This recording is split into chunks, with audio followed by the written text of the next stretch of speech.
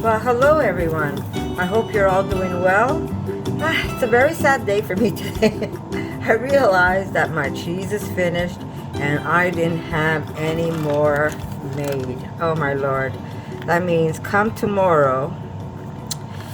Yeah, come tomorrow I am not gonna have cheese in my breakfast sandwich. Yes, very sad. Well, that's what happens when you wait till the last minute to make it. But the good thing is, because I don't have any cheese left, I am going to show you my no-fail way of making cheese at a very low cost, guys.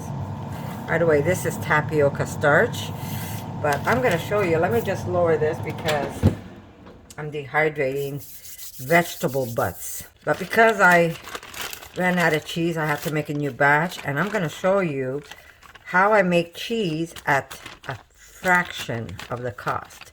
We're not going to use nuts whatsoever in this recipe, but it is going to be super delicious. If any of you have tried my latest cheese where I use either lupini, I have one up on my website that you could actually purchase the instructions. But this one here, I'm going to show you. I changed it up a little, but it's really easy to do. And again, I'd like to show you how I do it. But this one is very easy to do. You just need a couple of ingredients. Now, I'm going to show you drying ingredients. So I'm going to use, for instance, instead of potato, I'm going to use potato flakes. But if you have fresh potatoes that you've already cooked, or you want to take the time to cook some, go ahead and do so. All right. Let me just wipe my counter. Okay, so you do need a nice size bowl for this, but before we do that, we need to break down some sauerkraut, and we're going to use that as a liquid in our bowl. That's the first thing we're going to do. So bear with me, guys, because I'm making this from scratch as I record it. Okay, so you're going to need a blender, any kind of blender. I'm going to use a NutriBullet because that's what I have handy and it's fast for me to do so. So how much sauerkraut is really up to you, and it's not the end of the world. If you find that you need it a little more tangier, then all you have to do is, let me just move this for now. All you have to do is just blend some more up for yourself. I'm using white sauerkraut.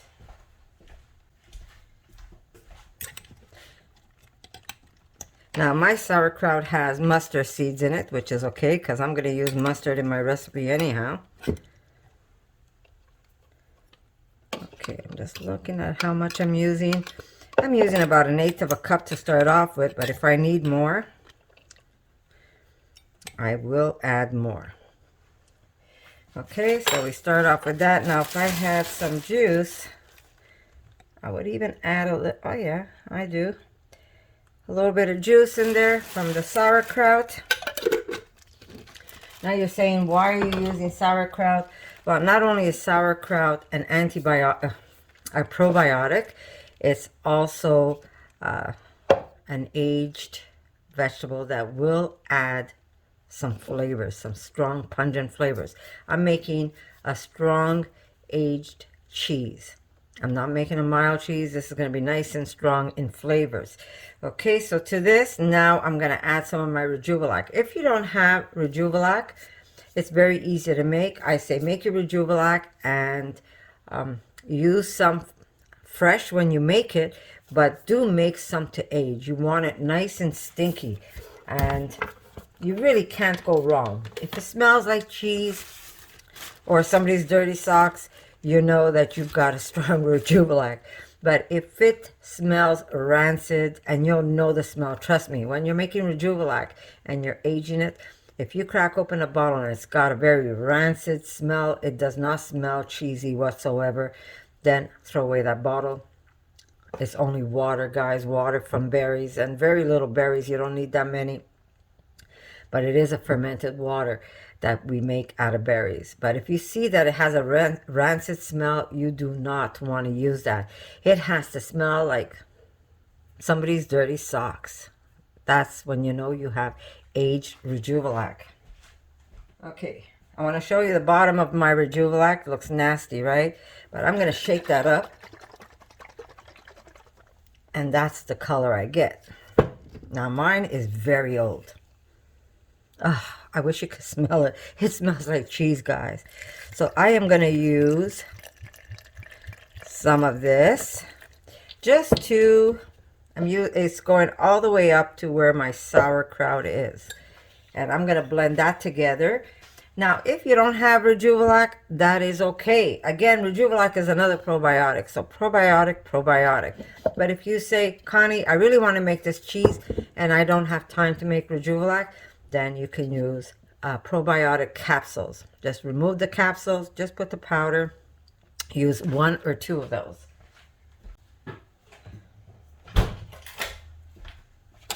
Okay. You know, someone said to me, why do I have to watch your videos or have to buy your recipe when there's a lot of people giving me recipes for free? Well, nobody's telling you have to come to my channel and look at my videos or even go buy one of my recipes. If anybody buys a recipe from me, it's helping to support my channel. This is how I make a living, and it's a very small living. Trust me when I tell you it's a very small living, it's a small living. I don't make a lot of money on YouTube. So you don't have to buy any of my recipes. A lot of times I give you my recipes and they're free. They're for you to watch my video because my recipes is how I cook. It's not how... I don't have it written down. The only time it gets written down is once it gets recorded, because I sit there and I start saying, okay, I use a cup of this and I use a cup of that, and I write it down for you guys. And most of the time it's right on the video.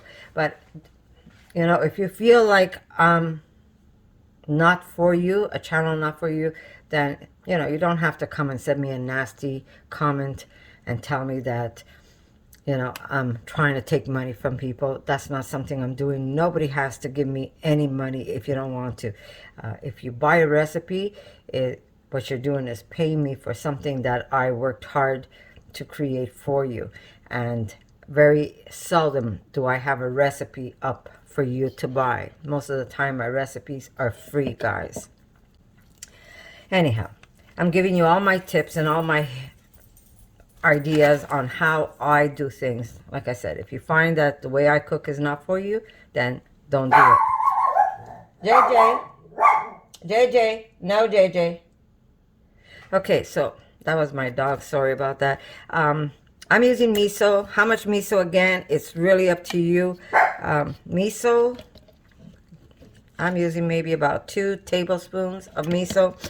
Miso pretty much gives you a Parmesan type flavor. So if you want it very cheesy, the more you add, the better it is. Okay, so I've got like about maybe 2 heaping tablespoons of miso in with my sauerkraut. Now, if you want, I'll show you what I have. I have no cooked rice left, but I do have these packages that I buy for when Erica and I go camping or hiking. And it's just already cooked rice. And all you have to do is blend some of this up if you want to add rice to your mixture. Right now I'm going to be making it with potatoes, some legumes, but I want to also put a little bit of rice because rice gives it this kind of rubbery feeling to the cheese. So I have a whole package of rice here that I'm going to use. Now remember, when I tell you this is how I'm doing it, doesn't mean you have to do it this way. If you don't have rice, then don't use the rice. If you want to cook some rice, then maybe cook a cup or 2 of rice and you could use that in your recipe. How much you're going to make depends on what you put in this recipe. So for me, it's always that the more I get, the better it is, because my cheese gets a chance to age. Otherwise, I would eat it all. If I make very little cheese, I end up eating it rather than having it get to that aging process. But because I make where I have more than 4 or 5 discs, I'm able to stretch that cheese a little longer, and the ones that I don't consume get to age for me, and that's where the flavors really come in. When you eat it earlier, yes, you can eat it earlier, but the flavors aren't as robust. Okay, so now you have rice, you can use rice in your recipe. You're not forced to use rice. It's really up to you. These are just the ingredients I use to make my cheeses. Some of them will have rice, some of them won't. Some of them is gonna have just chickpeas. Some of them are gonna have maybe a different type of legume. So what you put in, you get back. Okay, and like I said, this one I have it. Too lazy this morning to make rice. I didn't have any rice left over, because if I had rice left over, I'd be blending that up. So I'm just grabbing a package that I have in my storage room, and this is something that Erica and I use for backpacking and camping. Here we go. This is already cooked. Okay, so I'm going to use a whole package of this, and this is just jasmine rice that I'm using. And that would be, I'll tell you how much rice that is. That's 240 grams, guys. So I would say that's about maybe 2 cups of rice. One package is 240 grams. So that's how much rice I'm using. Okay. But you can use only 1 cup. There we go. I'm going to add just a little bit of water instead of Rejuvelac, but if I want to put some later on, I can. Okay, so we're going to cream this up, and then we're going to start adding some ingredients. All right, guys, here's my bowl.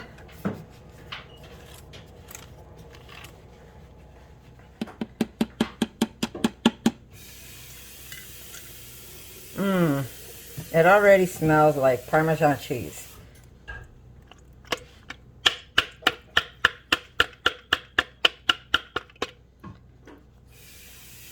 Not the best blender, I think. Oh no, it's good. I need a new blender. So here we go. I'm going to take whatever's in there. Every little drop counts. Now, you could buy sauerkraut. You don't have to have sauerkraut made. I make sauerkraut, so I'm using mine. But here we go. Okay.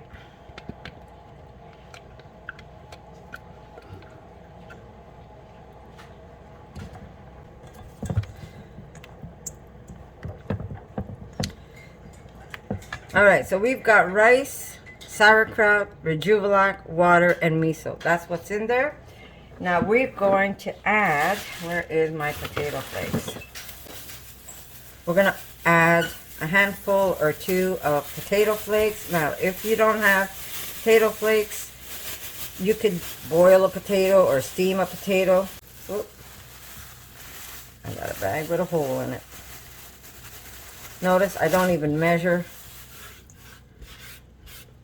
You just want a very thick, whatever result you have at the end has to be thick. That means if you don't have potatoes, you could be using lupini flowers or chickpea flour. It doesn't matter. I'm just adding what I like as flavors. Okay.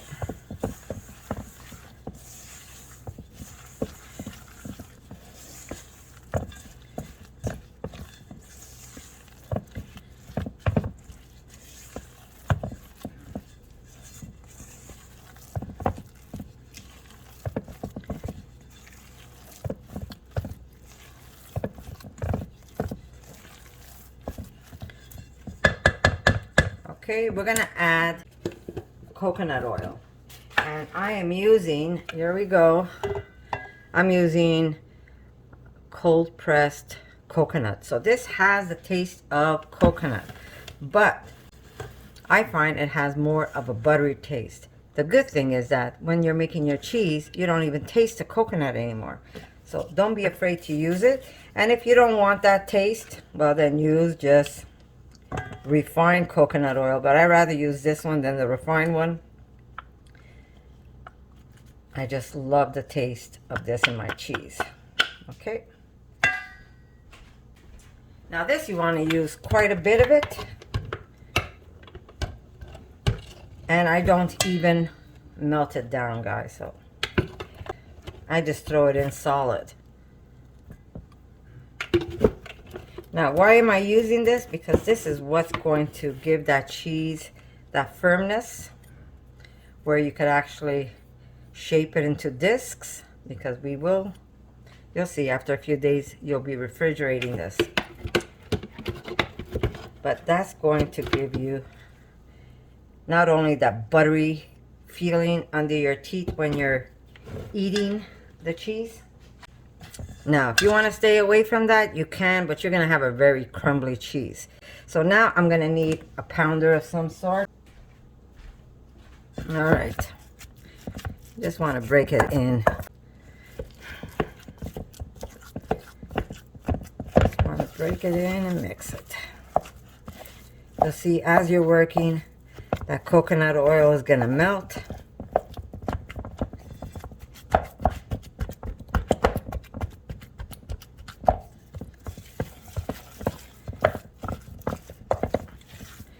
And you'll be able to distribute. It's going to go everywhere. Okay.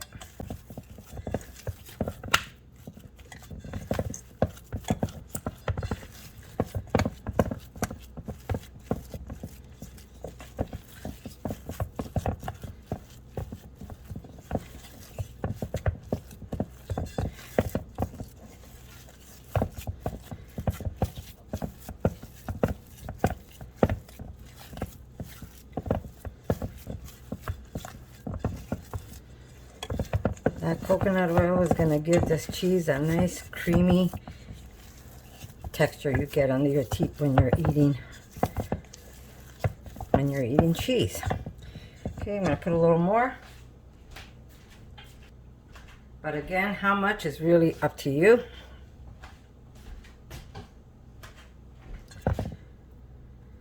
Okay, we're going to do that. We're going to add salt. Of course, if you go taste it now,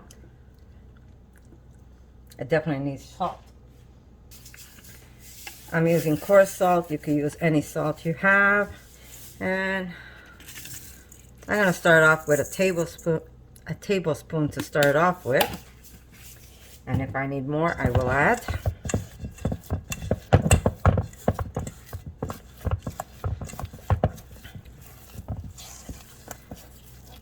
Okay, I'm going to add a little bit of cornstarch.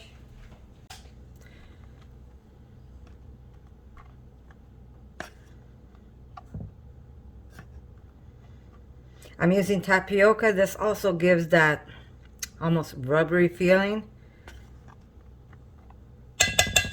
to that cheese. And it also changes the color of the cheese. Gives it more of an opaque.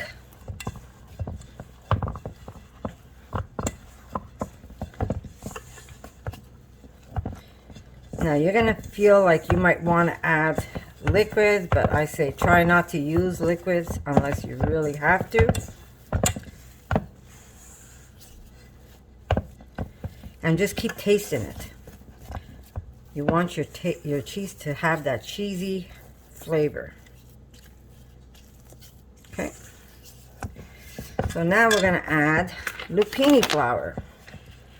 Now you could either make your own lupini flour, you can buy dry lupinis and you can grind that up, or you could dehydrate the lupinis, but because that's a lot of work, I find that if you buy the powder, yes, this is $9. I'm sure you could get even a cheaper one, but this is so full of protein, guys. And I find that this gives the best cheese flavor to the cheese you're making.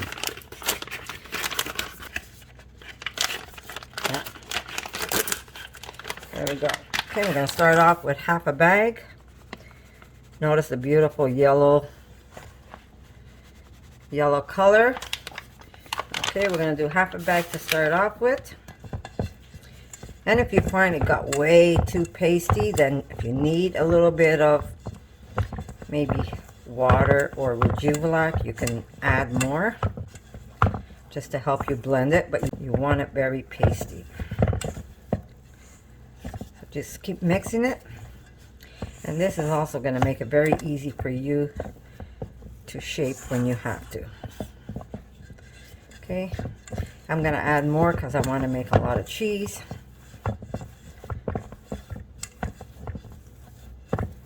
And if you see white you keep mixing till everything is one color. Okay, just taste it. I'm telling you, it already tastes like cheese. Just not aged cheese yet. This is gonna have that nice golden Parmesan look. Now, how much is in this bag? This is 200 grams.